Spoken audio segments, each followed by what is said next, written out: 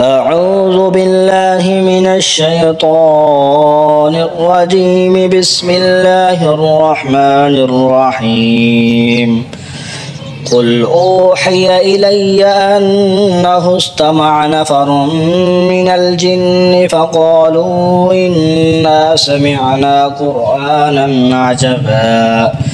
يهدي إلى الرشد فآمنا به ولن نشرك بربنا أحدا وأنه تعالى جد ربنا ما اتخذ صاحبة ولا ولدا وأنه كان يقول سفيهنا على الله شططا وأنا ظننا أن لن تقول الإنس والجن على الله كذبا وأنه كان رجال من الإنس يعوذون برجال من الجن فزادوهم رهقا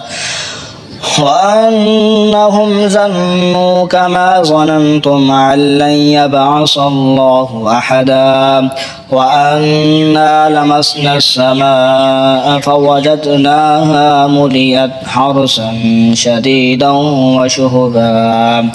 وأنا كنا نقعد منها مقائد للسمع فمن يستمع الآن يجد له شهابا رصدا وأنا لا ندري أشر أريد بمن في الأرض أم أراد بهم ربهم رشدا وأنا لا ندري أشر أريد بمن في الأرض أم أراد بهم ربهم رشدا وأنا منا الصالحون ومنا دون ذلك كنا طرائق كددا وأنا ظننا أن لن نعجز الله في الأرض ولن نعجزه هربا وأنا لما سمعنا الهدى آمنا به فمن يؤمن بربه فلا يخاف بخسا ولا رهقا وأنا منا المسلمون ومنا القاسطون فمن أسلم فأولئك تحروا رشدا وأما القاسطون فكانوا لجهنم حطبا وأن لو استقاموا على الطريقة لأسقيناهم ماء غدقا لنفتنهم فيه ومن يعرض عن ذكر ربه يسلكه عذابا صعدا وأن المساجد لله فلا تدعوا مع الله أحدا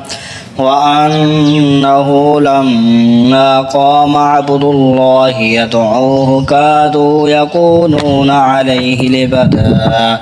قل إنما أدعو ربي ولا أشرك به أحدا قل إني لا أملك لكم ضرا ولا رشدا قل إني لن يجيرني من الله أحد ولن أجد من دونه ملتحدا إلا بلاغا من الله ورسالاته ومن يعص الله ورسوله فإن له نار جهنم خالدين فيها أبدا حتى إذا رأوا ما يوعدون فسيعلمون من أضعف ناصرا وأقل عددا قل إن أدري أقريب ما توعدون أم يجعل له ربي عمدا عالم الغيب فلا يظهر على غيبه أحدا إلا من ارتضى من رسول فإنه يسلك من